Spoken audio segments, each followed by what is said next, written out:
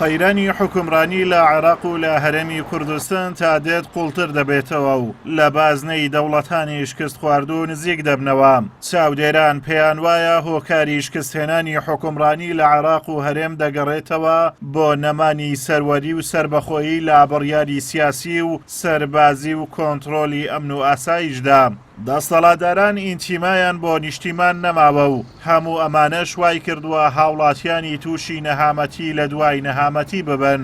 سەرڕای ئەمانەش دەسوەردانی وڵاتانی دراوسێ و زلهێزان وای کردووە خاوەن بڕیاری سربەخۆیی خۆیان نەبن. ئەمڕۆ لە کوردستان و لە عێراقا کۆمەڵێک دەستە و گروپ و هێزی چەکدار و تەنانەت میلیشیایی هەیە.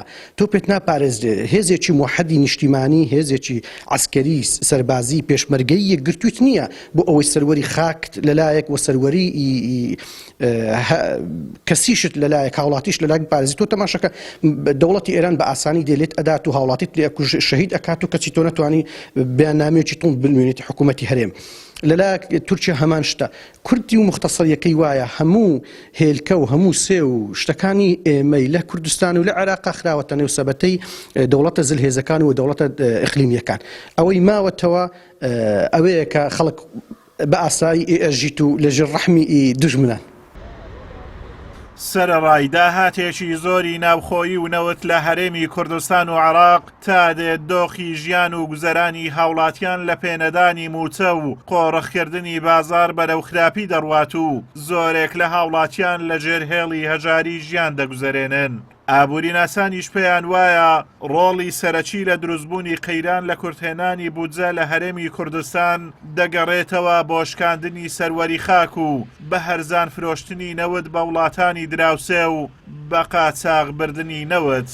ئەگە سیادت نەبێ ئەتو نەک نەوت بە هەرچی مادەی خاوی ژێریە ژێرپەیکەر و سەرخانەکەت هیچ لە دەست خۆدانی بە تایبەتی باری بازرگانی کوشتتوکڵکە هەم بەسراوەوە بە تورکیا و ئێرانەوە ئەوانە کە دەستەکەن بە تایبەتی ئێستا نەوتیمەکە دەڕوا بۆ تورکیا چەند ساڵە ئەو گرێ بەسێکرا 50 ساڵ ئەو وڵاتە هەڕاست کراوە.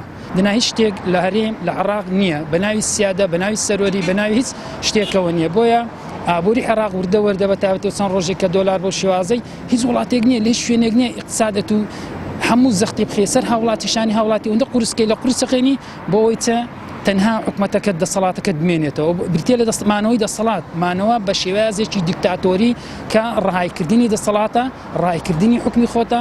پێشێلکردنی خاچی وڵات لەلایەن وڵاتانی دراوسێت چ بە دەسوەردان چ بە کۆنتڕۆلکردنی بازار بە کاڵاکانیان تا دەگاتە لەشکرچێشی و بردومان لە پەرەسەندندایە و هیچ ڕێگریەک نییە لەسەر ئەرزی واقع. ئەم گرفتانە لەگەڵ ئەوانی دیکە هۆکارن بۆ نەمانی سەروەری.